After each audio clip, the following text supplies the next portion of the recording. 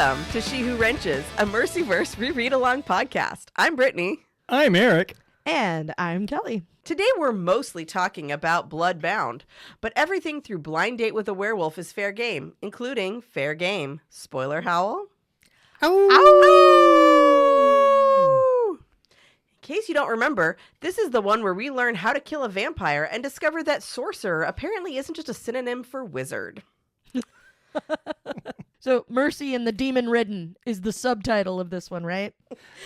But first, let's get a recap of the last 2 seconds of Mooncalled that we talked about last time. And now it's time. I guess it already did the sting. Yeah. So I don't have to sing it? No, you don't have to sing it. You can, but I'm... Oh, no. See, that's the thing. I welcome. can't sing. I have a template that just sticks it in the right spot. I mean, I just move it to the right spot and it's fine. So. Crazy. Hey, I thought this was a PG show. PG-13. Welcome to She Who Wrenches After Dark. Yeah. So you need your car worked on, huh? Did you blow your head gasket? If you're going to get car talk, you're going to get so much dirty Yeah. jokes. No, I'm Oh, yeah. having a little my crankshaft is knocking. I think I might have thrown a rod. At one point in our friendship, he was trying to teach me car things, and That's adorable. I just kept giggling at all the names. Because everything is just sounds all dirty. filthy. Yeah. Yeah. Yep. The slang term for camshaft is bump stick. If I could bump my own stick, I'd never leave the Was house. it not like Yep. shh? Push rods. Yep. Okay. All right. So now it's time for Now it's recap guy. Okay. So And now it's time for Recap Guy! Gabriel shows up to work finally. He'll work for less than minimum wage, but it's like, you know what? I'm going to prove myself and I'm going to show you that I'm worth minimum wage. And then we talk about Tad getting jaded in college and our conspiracy theories, our master debating, and his Faye by the Bell years. And then more Gabriel, because Jesse walks in and he turns into Gabriel Calrissian. He's like, oh, what have we here?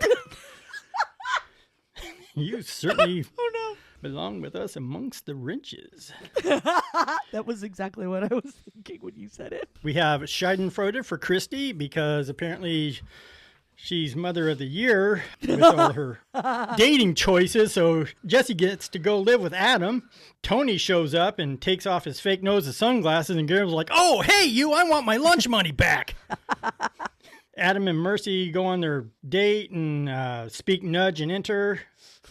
For porch drinks, but then Samuel comes out and C-3POs them, and Samuel and Adam are having a lipstick raising contest, and Mercy's like, I don't have time for this, so I'm going to put on my celibacy sweats, and goes and meets Stefan for a good Vanagon repair. Yeah, good crankshafting, because there's plenty of work to do on a Vanagon. And who doesn't love a good crankshafting?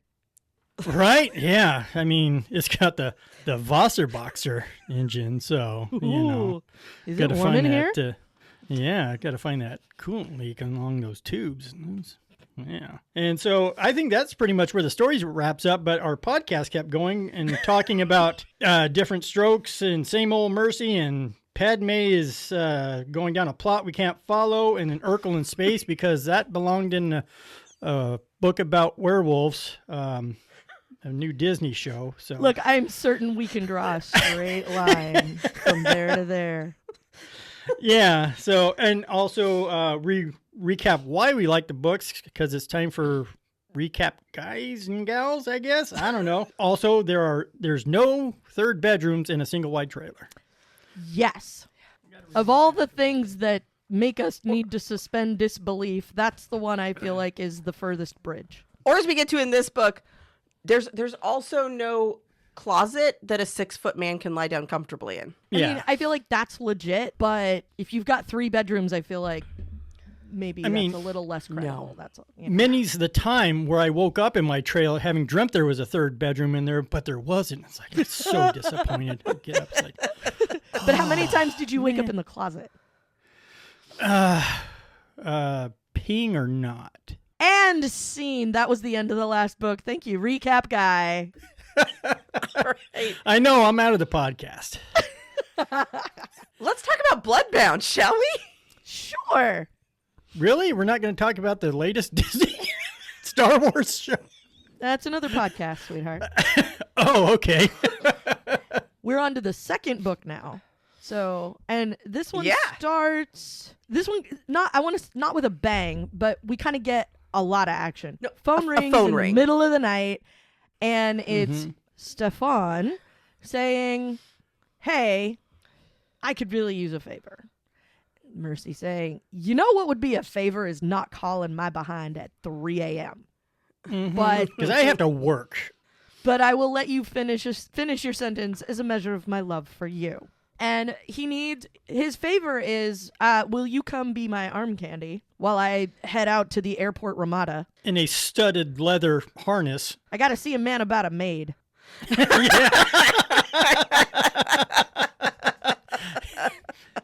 All right, write that one down, recap guy. Okay. Yeah, I'm kind of sad I didn't come up with that. So,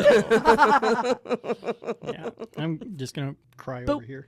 We also find out an interesting thing about Stefan, and yes, I am going to pause and pronounce that correctly every time just to make sure I continue to remember it. That it's Stefan. Yeah, which, because there has to be a side quest occasionally. I will never admit this in public, but I watched Days of Our Lives, and there was a character on Days of Our Lives whose name is Stefan, and so I was always sort of associating in the book, so sort of my mental picture of him is the guy that played this guy Stefan on Days of Our Lives, and now we find out it's Stefan, and so now it's But completely also, that's how Lorelai King pronounces it. So that's been in my head as long as I've been listening to the books. exactly same, because apparently now if Stefan ever shows up in Aspen Creek, I wonder what his name will be. It won't be either Stefan or Stefan. It'll be some weird third thing. You know it's true. It'll be Jeff. Yeah. Like, instead of pronouncing the very common name, Leah, No, say Leia. It'll be Steve. There it is. Steve Urkel and Stefan. See what Oh, I did there? That is how we got to Urkel, isn't it? All right, okay. All right. So anyway, the thing that we find out about Stefan when he shows up is that he normally doesn't lean into the whole like stereotypical vampire thing. I sort of get the feeling that, I mean, because she says like, I've really never seen him in anything but jeans and t-shirts. Yeah. She didn't make the observation when he shows up, like, in his Duster. serious vampire look. It felt more like he had taken off a costume than put on a costume. I did think that was interesting. Yeah. Yeah. And t-shirts would be relatively new for him. That's In true. fairness. Like relatively, yeah, I could see that. It's one of those things where Stefan makes an effort to be as human as he can be. He's trying to assimilate. He fights like, because a lot of vampires, when they're described, wear whatever clothes were popular when they were alive. Yeah.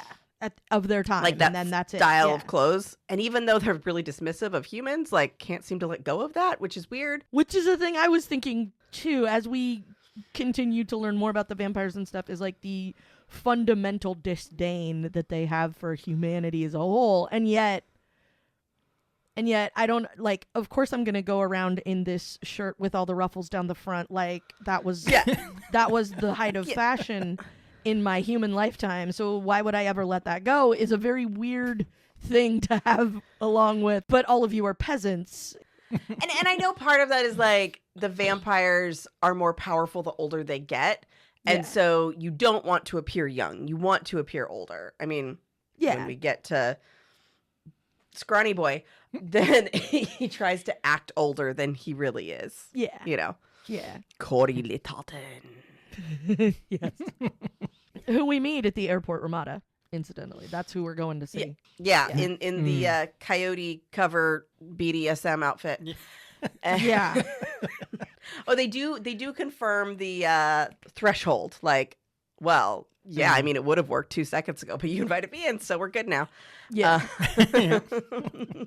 And I like the ones that we get that are that low key sort of world building. Like when he makes that mention, you know, it's like, oh yeah, right, that's true. Okay, cool. You know, like, yeah. Yeah. Like, which of these things are true? But also like not having to stop and pull over for a minute and go, okay, here's the rules with all the vampire stuff. Like, we don't get any of that. It's just sort of like, yeah, it would have, but not anymore. Ha! And then off we go. You know, it's just the casual mention that makes the world building sort of work. I appreciate. Well, and I feel like we were still learning things about vampires in Blind Date with a Werewolf. Like, oh, when they're this old, it doesn't, because normally like a dead vampire's ashes was what we thought. But then they're like, no, if they're this old, they'll come back from ashes. So you better go dump them in salt water. Yeah. Yeah, which was surprising. I mean, I know Mercy like makes an allusion to that. Like if she ever, this is a while ago, if she ever killed Wulfe, she would also do drop him in 3 different oceans. But like, you didn't know if that was a normal thing or because he was older, just because he's like that creepy to her. So.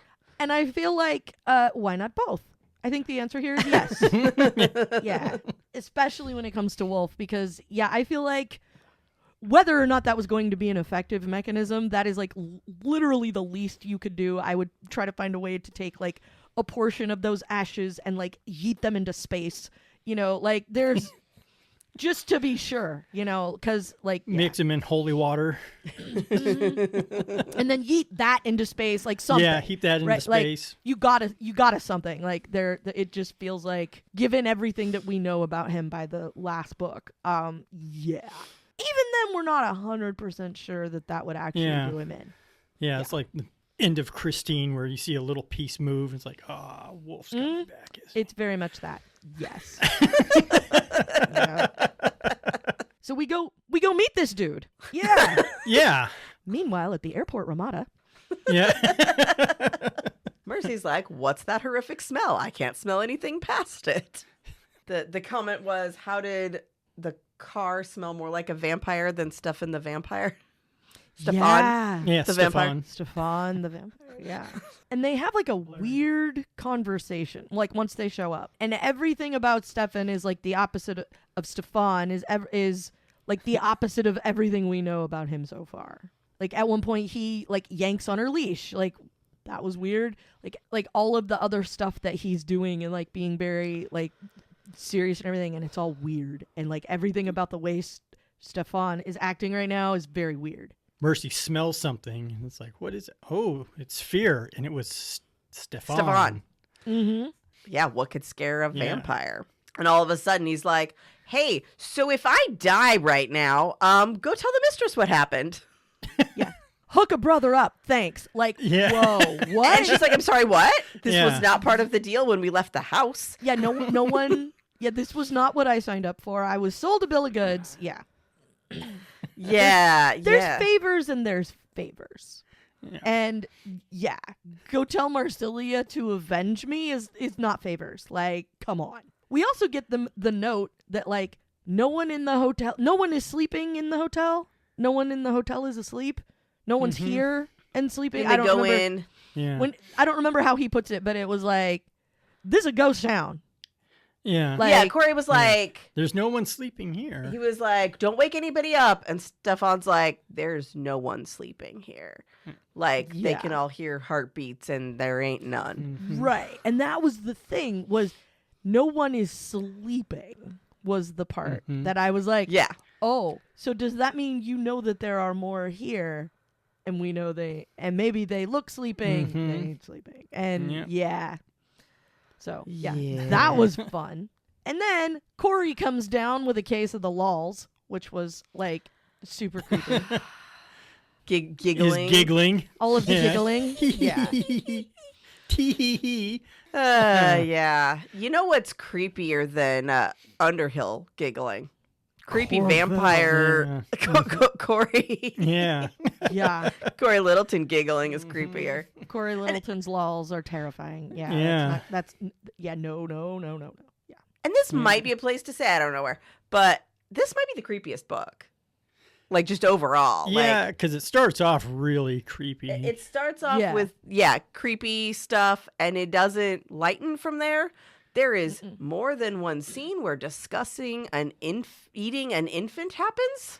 Yeah. Yeah. But also, like, we get a lot of, it's very dark, and we spend a lot of time in that sort of with the sorcerer and the, like, that it is a demon and all this kind of stuff. And we spend a whole lot of time in that with a lot of discussion of it and not a lot of like obvious violence or carnage or any of that stuff. We get like, mentions of it. It's a little more Silence of the Lambs scary because your brain fills in all the stuff that you're not seeing. Mm-hmm. And this is a lot of like, we're going to discuss this. And so then you're filling in the rest of it in the back of your head instead of just seeing, we're getting described. This is what's happening. This is what's going on. There's more that's hinted at than say like Kill Bill. Right. And the hint, this is like the opposite of Kill Bill because the hinting is the part that sends your brain into, oh, well, that's because it's whatever is the thing that freaks you out is the thing that is the hint that you're going to fill in for yourself. I agree that this is probably for that reason, because it starts here with the Airport Holiday Inn and then we go from there, and it like never really lightens up a whole lot after that. No, there's not a lot of light in this book. No. There really isn't. I didn't find it unbearable or anything, but it just, It's a much different tone and a much different like vibe, I guess, overall because of all of that. Because, oh, it's a demon. Oh, it's this. Oh, it's that. It's ancient things that, that like we don't normally deal with and all that kind of stuff. So, yeah, agreed. If you find yourself sleeping in a ranch house in the middle of nowhere by yourself, maybe don't start this book at that time. That's what I'm saying. Yeah, no. That may or may not be when I saw Blink. Oh, yeah, no. No, don't do that. Don't do that. I didn't go to bed right after I watched that one more episode. You'll be shocked to learn. I am not surprised in the least, honestly. Wow. Yeah. Doctor Who. Doctor Who, Anyway. Blink. It is a fantastic episode. It is a beautiful entertainment unit in and of itself, but that you should totally don't watch in the it home daytime. alone at night. Yes, watch it in the afternoon. This is happy hour viewing. This is not witching hour viewing. Because, it can totally mess with you. Agreed. Yeah. Yeah. So they start off with the two vampires hurling insults at each other. Meanwhile, at the Airport Ramada. And Stefan insults Littleton by saying, you still have that new vampire smell. Yeah, fresh off the showroom floor. Which apparently is an insult. Yeah, apparently it's a pretty big insult for vampires. And the fangs come out. What's really funny about that is that I've seen a lot of, long story, but my Instagram feed for the band that I am in is a little weird. And it shows a lot of things from accounts that are for like goth people. And apparently, I'm shocked. If you are a goth person and you have not been at it very long, then you are referred to as a baby bat. And so it was when I'm watching them go, you've still got that fresh off the showroom floor smell. All I can hear in the back of my head is you baby bat. And it just amuses me. Oh, it really works. It really works. Right. Okay. Or Bat Boy. No, Bat Boy's different. He is the patron saint of the Weekly World News. Ah. That was my favorite tabloid because it was the only one that was funny. It was so entertaining. Yeah. I bought more than one issue of that. I don't know what you're talking about. You remember when I introduced you to I do. Coast to Coast? It was that, but in magazine form. Oh Remember my Coast to Coast? God, yeah, Art Oh, Bell. Coast to Coast was the thing where the guy would interview somebody with some wacky conspiracy every time. Art and Bell. every time he was 100% on board with it, even though it was totally different from last week's conspiracy. And the one you listened to was the one with the guy named who thought he was the reincarnation of Adam. Oh, I vaguely remember something. And my favorite line is he was like, yeah, I know you wouldn't know me from, well, Adam. Wow. Yeah, Art Bell was really something. Coast to Coast. Coast to Coast is Oh, that's the stuff right there. Yeah. And it was always just right, and he always was really knowledgeable about whatever their crackpot thing was that week. And so like here for it, whatever it was. Yeah. Doesn't matter. Yeah. Yeah. You can get the archive, but you do have to get a subscription. I didn't trust me to remember to unsubscribe, or I would have like gone on a binge. Oh, it would have been it's online. Yeah. I still may someday. There are still less official sources for some of that stuff where people have been like, this is one I was on and shared it, or like I have the saga of this thing that happened across several episodes and it's all archived here for you to listen to. Like, oh yeah, it's... if I was ever awake in the middle of the night, I'd be like, oh, right, I should scan and see if it's on right now. And it a is. shocking amount of the Guess time what? it was. Yeah, yeah, because you know what is only good at night? Coast to Coast with Arbel. Yeah. Oh, wait, no, I don't know if it would work in the daytime. It would Maybe not that's work what in we the should daytime. listen to for newborn nighttime feedings. Is we'll do a backlog of Coast to Coast. Okay. Because it is way better if you're sleep deprived. Well, I was going to say it might make more sense if you're sleep deprived. I think it did make more we sense. could listen to it now then. It is entirely possible that listening to it now would be like, So, yeah, I get it. I see what you're saying. Yeah. Oh, yeah. 100%. Yeah. Go Arbel. Coast to Coast. Yes. So, Okay. baby bats at the Airport Ramada. so baby bat. So, yeah, Vampire Ramada. Yeah, I think we've already got an episode title. Meanwhile, at the Airport Ramada. Yeah. So, midnight at the Airport Ramada. Does it sound more interesting that way? So Even though we know it's like 4 a.m. No one is sleeping. Wink. Yeah. at a certain point, Stefan sort of stops responding like a Stefan would. Yeah. And Cory gets creepier, and maid is brought out like dessert. Yeah.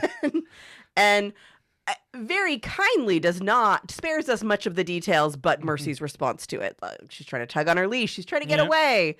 She's trying to stop him and save the maid and can't do it.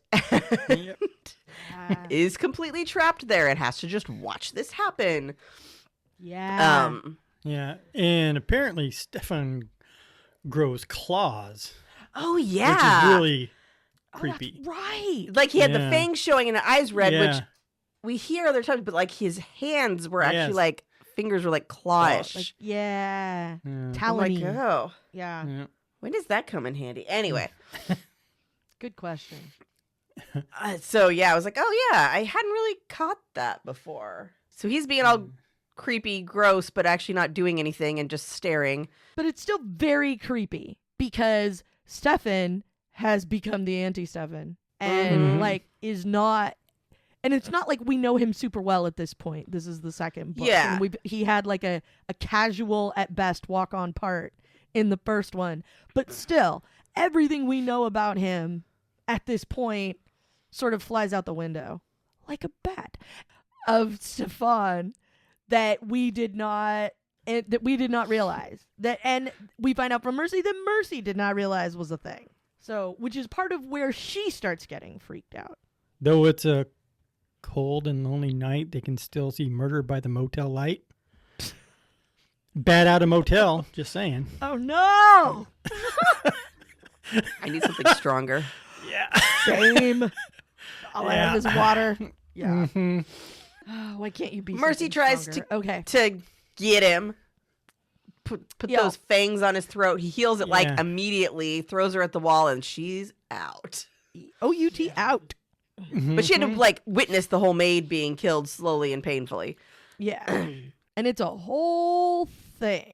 So like I think the next chapter starts like Mercy's like waking up and here's a very grumpy werewolf. Mm-hmm. Like, Yeah.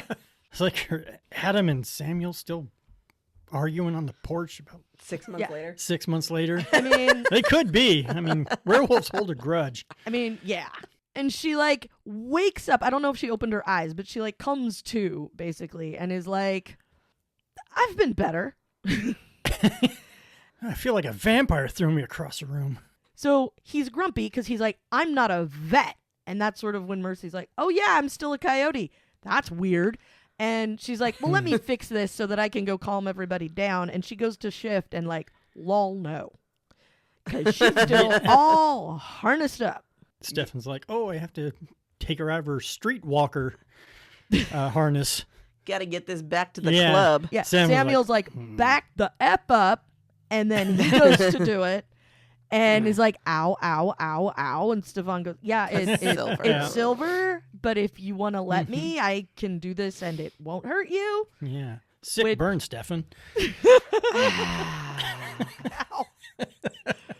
But pretty much, yeah. So we finally free her. She changes shape and she goes, let me tell you about the evening I've had. And Stefan is like, that's not the evening I had. Yeah. Mm-hmm. He swears up and down, this is what happened. And she swears up and down, oh, Well, I mean, he was suspicious that his memory was wrong because he didn't remember Mercy getting hurt, and he would have. Which is which is another piece of the, well, isn't that interesting that we get out of this? Because he's like, because he has been trying to reconcile this the whole time. So he got the vampire roofie. Yes! From the time that they have fled the Airport Ramada to getting back to her house in Finley and like getting her there, waking Samuel up, making all of this happen so that, everybody's like staring at her on the couch trying to figure out, if she's okay, how not okay she is for whatever reason. And so all of that time, he's been trying to reconcile, like, she's messed up. I don't remember it. I really feel like that's a thing that I would know. And I feel responsible because I'm the one that asked her to go with me. I don't know how this happened, but I have all the evidence in front of my eyeballs that it did. Something's up. And he knows something's up and is trying to figure out what it is, which is part of why he's really interested in finding out what she remembers about the evening. So she's like, here's what I saw. And he's like, here's what I remember, which turns into, hey, do you remember that time when we went to the Vampire Seethe and you were there and Samuel almost got taken down by a vampire that plays piano? That was awesome. Yeah. Let's do it again. Do you remember how much fun you had last time? Because we're going to do it again now. Yeah. Well, not now, because he says, hey, guess what? It's so late in the day. I can't get anywhere. You got a closet? Yeah. Can I take a step back? Yes. So something that I find very distracting since I noticed it, and I hope I don't ruin it for you forever, but sorry. Oh, no. Sorry, not sorry. I think because you're telling me anyway. Yeah. Right. So she shifts, right, into human. And at no point ever gets dressed. So she's just sitting there telling this entire story naked? Samuel takes a blanket. The blanket off the couch that she used to cover up the thing that Medea has scratched up her couch and puts it over her. Okay. Yeah. So she's got a blanket so on. She's wearing that's something. Yeah. I mean, she's still wearing a Coke and a smile this entire time. Yeah. But she has a blanket. Okay, she's got the blanket. I don't know how I missed that. Because it's a very small detail buried in all the other stuff that's happening. That's why. There's a lot of stuff happening, but I swear I was listening for it and not finding it. But okay. I only remember it because I'm like, okay, so this is another legitimate thing of my native land is that all couchbacks have blankets upon them.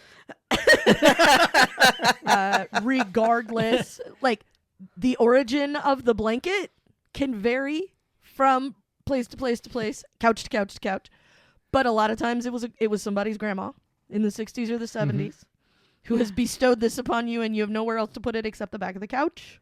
Ask me how I know. So, yes, there is a blanket.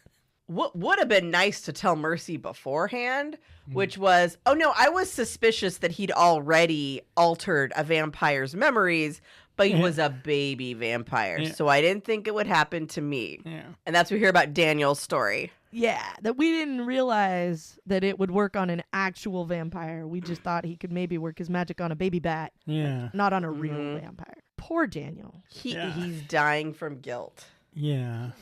And on a hunger strike.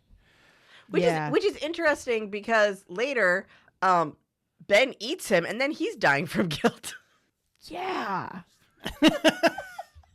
So you are what you eat, I guess.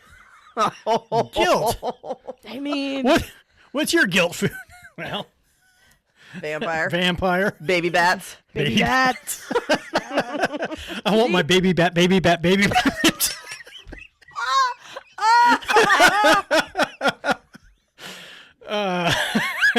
I know how that ends and it's not better and it's still funny. No, it's not better. No. Ribs. Yeah, ribs. Get in my belly. Oh no. Oh no. Oh, wow. Yeah. Well, that's playing on a loop in my head the rest of the day. Yep. So after all this, turns out Daniel's Catholic because he's just covered in guilt all the time. And it's eventually killing him. So, yeah, he's super Catholic. We get it. We do get a name, I think, at this point. Like, we find out Stefan confirms the name with the hotel, right? I think is... Mm-hmm. You mean the name of the hotel? Corey Littleton? No, we know it's the Airport Ramada. Yes, Cory Littleton. Yeah. Well, he did. That was back when they were at the hotel. Oh, at the hotel. Okay. I thought we had gotten that as part of the investigating or whatever. So no, okay. that was like in conversation with Cory. Okay. They're like, hey, you got to come testify for me because, you know, if you don't, they'll just assume that my testimony's real and they'll probably kill me for it. Yeah. And at this point, we're all pretty sure it isn't true. And that's why they need you to talk to them. So, yeah, this is that whole, Do you remember that one time when we went to the Seethe and almost all of you almost died? That was awesome. Yeah. So we should do that again is where we're at. Yeah. It was fun. Yeah. Remember how much fun you had last time almost dying? Mm-hmm. Yeah. Can we try that one more time with feeling? Remember the piano recital? That was fun. Maybe not Samuel. He tastes too good. Yeah. And then this is when he's like, hey, is there room for me, a 6 foot tall guy, in your single wide closet? In your obviously single wide trailer's closet. And apparently the answer is yes, sure. Also, I haven't filled it with stuff that I need to pile out of it. It was like easy to clear out, which I don't Which know. Which leads me to Like believe Yeah. maybe it's a single wide. Maybe she just keeps all the actual stuff in the closet of the office in that mythical third bedroom. That's all I can think of. This is another belief moment because she says, why, yes, as a matter of fact, I do think I have a place where you can sleep on a pillow with a blankie because... In a closet. Yeah, in my closet because you will be sleeping because ain't no dead people up in here. Correct. Ain't no dead people up in here. So you will be sleeping. This is what's happening. Although I always thought that this was later, the reading this, that sounds like really terrible after all this stuff happened for him to be like, oh crap, now I'm stuck. Then we find out later he can teleport. And I'm like, why is it that you think you can't get where you're going at this moment? Yeah. I think, okay, this is my headcanon. Yes. But it's too close to daylight for like his power drains as the sun gets close to rising. And so he may not have enough power to teleport. And also he's just been through some stuff. Also, he's just been through some stuff. Yeah, so there may not be a lot of juice in that battery. I get it. Okay. That makes sense. What I'm thinking. Yeah. I just remember when we find out he can teleport and that he can take someone with him. And I'm like, wait a minute. Wasn't there a point when he had to sleep in the closet because... Yeah. And so then I was like, There's definitely limits to his teleportation throughout the thing. Yeah. And even at one point we find out, Marsilia can teleport way further. And probably not need as much rest time in between. Yeah. Coop time. So we never address it directly. Like, it's never addressed directly that I can recall. Obviously, my memory is not perfect. But I am just assuming, based on, like, side facts, vampires have reflections in this universe. Right? I don't know.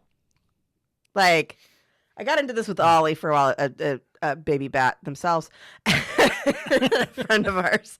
I was like, I think they can't because there's like, they're not captured well on camera, but they are captured. And it's not said what technology is used for this camera, but if it is of a certain vintage, mirrors are in him. I'm assuming because it hasn't really been brought up that they do have reflections, but that is one of the like mythos that we haven't really directly confronted. Yeah. But I feel like it would have come up if they did not have reflections.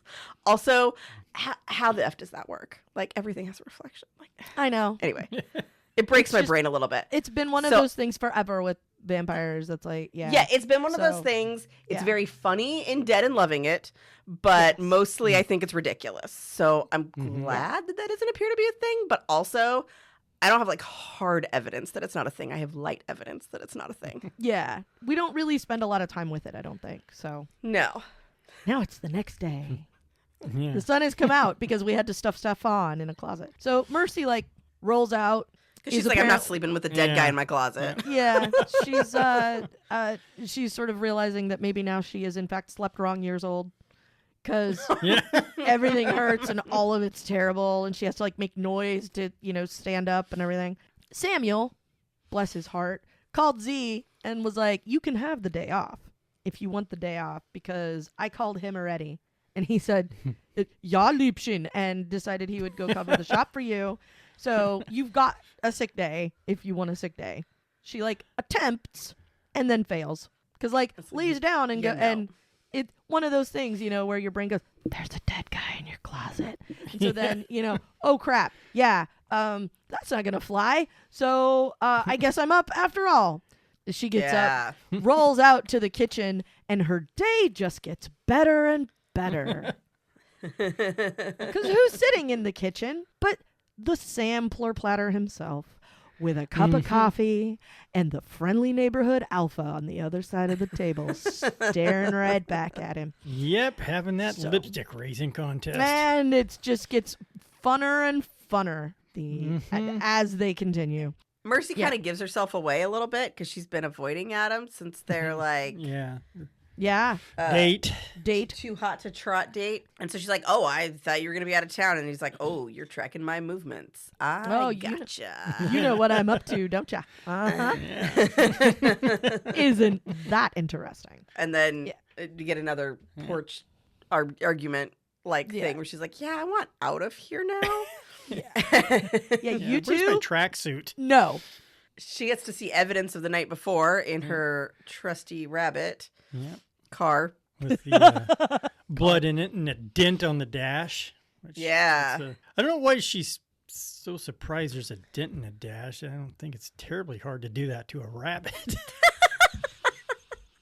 I don't know if you can tell. VW isn't Eric's car. Yeah, maybe it's because it's a new one and like you can see the fingerprints of it. I think is part of why it's not like it was a pristine dashboard and now it has been defiled by whatever happened by this dent. Right? I don't think that's the case, but my headcanon in this moment was that it's like because it was fingers, because it was Stefan grabbing the dashboard. Oh, was it? I thought he punched it.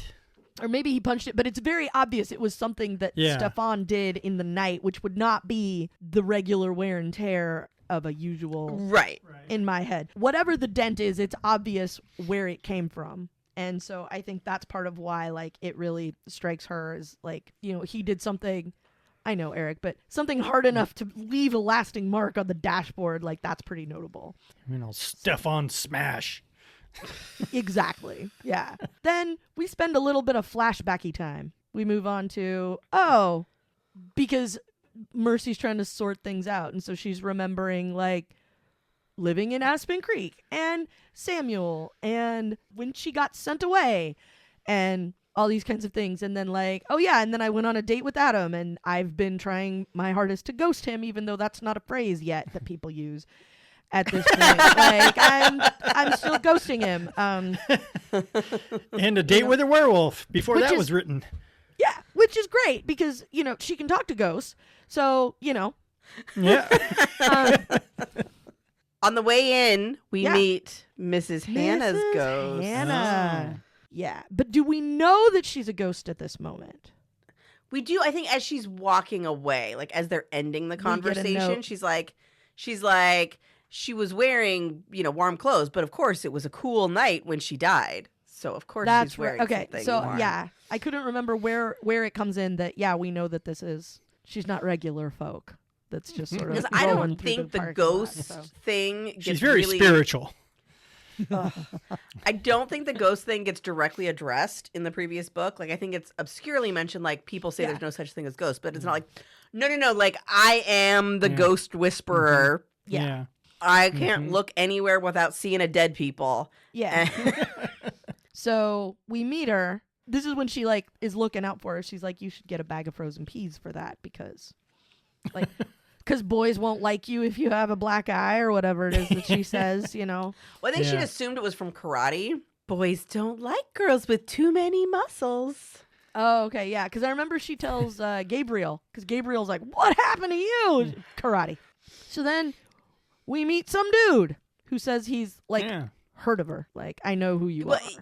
Yeah, his thing that he comes in with is she's like, oh, stupid white belt. And he's like, oh, I wouldn't want to fight a white belt, blah, blah, blah, as a edge in and introducing himself. And she's like, bye-bye. I go to the garage now. Yeah, I don't enjoy this conversation. Oh, look at my wrist. I must be going somewhere else right now. Yeah, I think I hear a water pump leaking. I got to go. I think that crank just shafted. I got to leave. I got business in the other room. Yeah. She goes in. She strolls into the garage. And what does she get in the garage? A huge ration of static from Z himself, who's like, oh, you should not be. Oh, you are in so much trouble. Don't talk to vampires. Yeah. Do. What are you doing? And then, like, he's in the middle of getting up a full head of steam to really give her the business and is basically like, hang on, gets out his phone, calls Samuel and says, yeah, she's right here. I'm not done yelling at her yet. Stops, tells her, I'll be right with you. Calls Adam. Hi, she's here. I'm not done yelling at her yet. Thanks. Bye. Hangs up and then tries to go back to it. And eventually Mercy just gets mad at him and tells him, oh yeah, I'm all bruised up because me and Adam. And then like stomps off at the end of a completely reasonable and adult conversation. They have a what's the phrase? A full and frank exchange of views. And then we move on to, she comes back in her work clothes with, the jumpsuit on or whatever. And Z's finally, fine, take a wrench and go crank that shaft. And then off we go. Go change the headlight fluid. That shaft needs cranked. That crank needs shafted. Take your pick. Mm-hmm.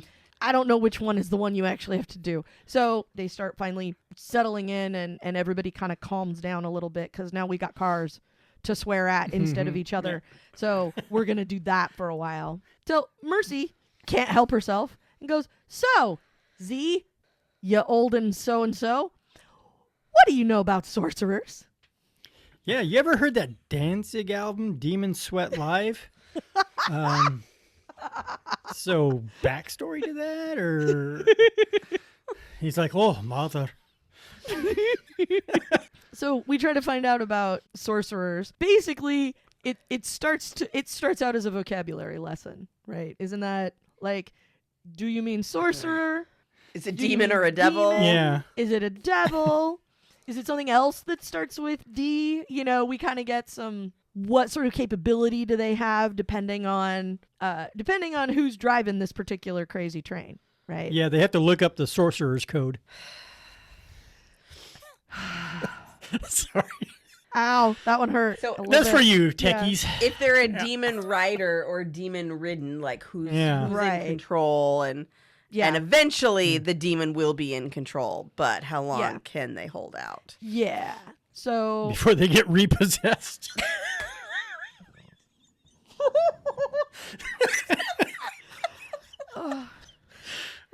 See, now I'm just thinking about Repo Man in a completely different way. Oh yeah, right. Yeah, and I was like, Emilio. So we spend some time on the semantics of the situation, and like it matters who's driving the bonkers bus. It matters at first, but at the end, it's always going to be the demon doing the driving. So just so we're clear, this is what's up. Mm-hmm. This is where we're headed. So if this is what's actually happening, we have a huge problem. Basically, like we have a huge problem. It's going to take all kinds of know-how and probably Z and who knows who else to solve. So kick back, Coyote. The grown-ups are going to take care of this for you. Because we all know how well that goes. Pretty smooth sailing, I mean. The end of the book. And now we're on to book 3. Because Mercy stays out of it and everyone else takes care of it for her. The end. The end. Okay. So next time we're going to talk. No, I'm just kidding. Yeah. So we get to the end of the day now that we've had our vocabulary lesson and everything else. And Mercy's like, no, guys, I'm good. Y'all can go. So she sends everybody home. She's there by herself. And who should show up at the garage? Enjoy it while it lasts, Mercy. You're not going to get to stay by yourself that much longer. Exactly. So then she gets a whole bunch of deeply inappropriate questions if this were a good friend of hers to be asked. And this is just literally some dude off the street strolls up and is like, so, getting it on with Adam. Let's talk about that a bunch. Let's ask if you're having sex with a werewolf. Yeah, you do it doggy style? What? I don't know. So, Mercy, how's your sex life? Anyway, how's your sex life? Hold on, I need to go get some plastic spoons to throw at you now. Yeah. Eric, do you have a football in the other room we could toss back and forth this conversation? No, but I'll bring We one do have a back to- tuxedo jacket, though. Yeah. Oh, okay. Get That's tuxedo. very important. Yeah. Okay. Yeah. Now you can learn how to play ball. Yeah. So Mercy finally clues into this dude and is like, oh, well, you're a reporter. You're not trying to, like, I see what your agenda is. And your agenda here is you're trying to write some story.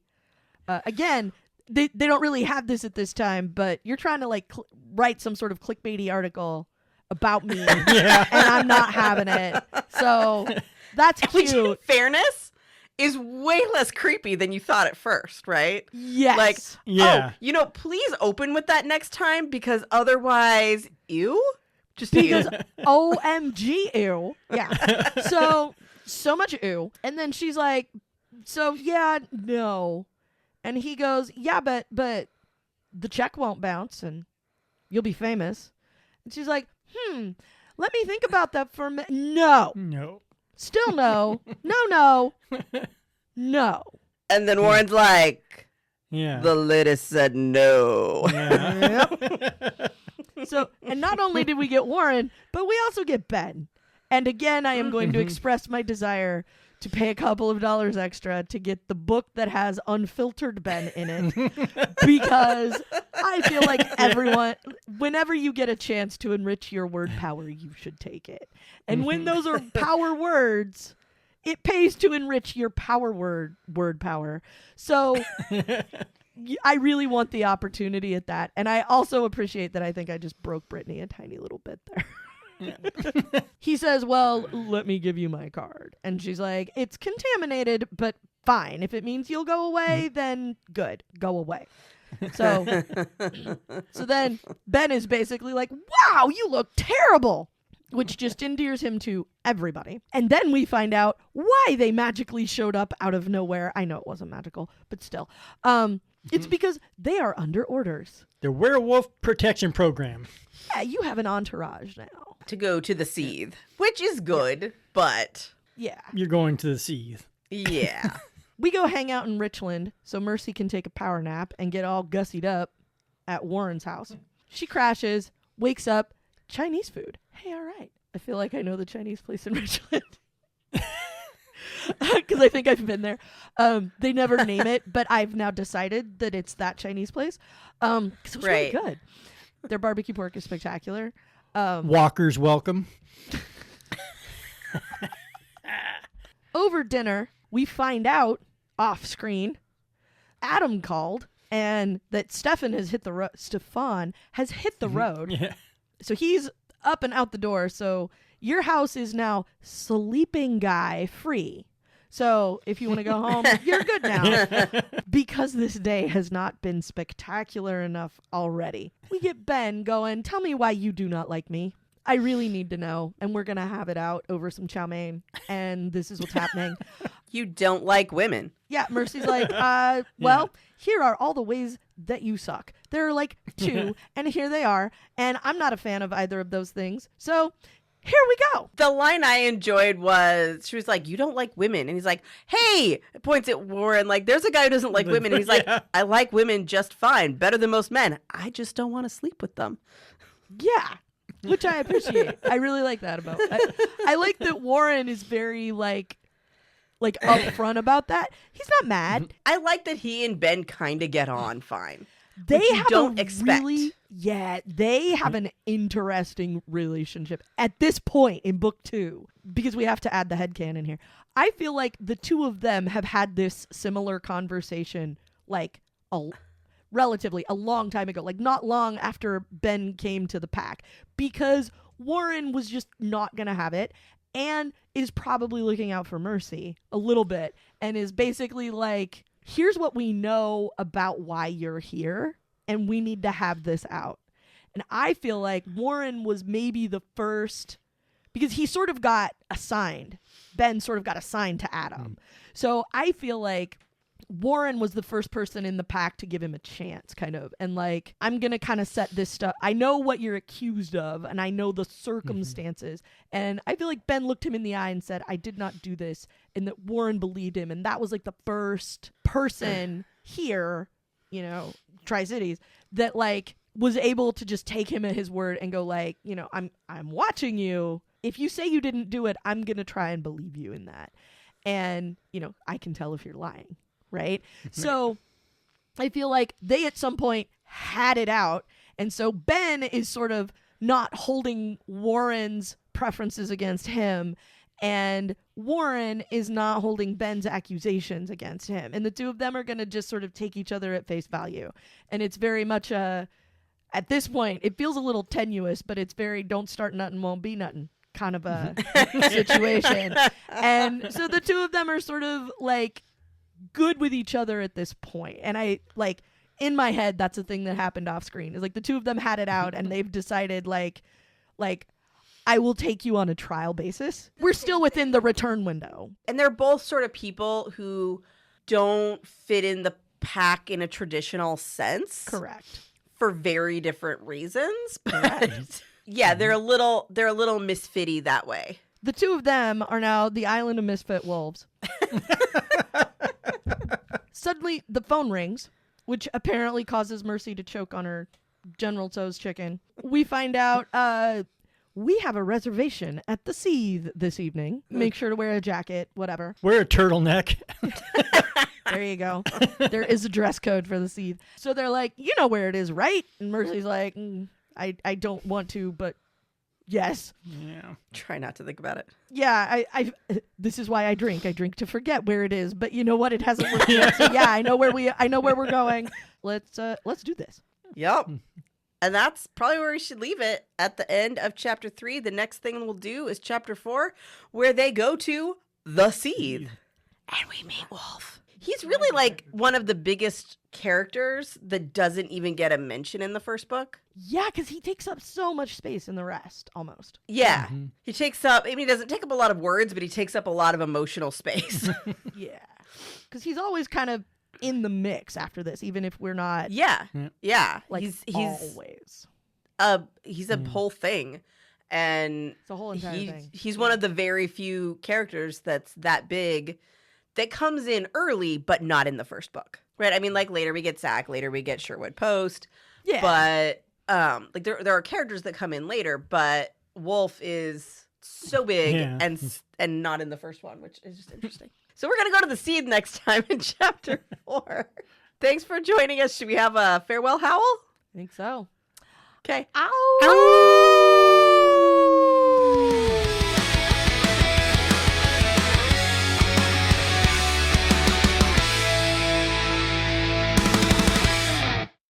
I said I was going to write that down, and now I have absolutely no recollection of what I was going to write down. From like 30 seconds ago. When Eric went, I said I wish I had thought of that 30 seconds would be awfully long for me. I know. Well, there's literally a recording of it. Yeah. We'll rewind the tape from here. I'm going to say that a couple times. Rewind the tape. We have the technology. We do. So, we'll page you when we find it. There it is. All right.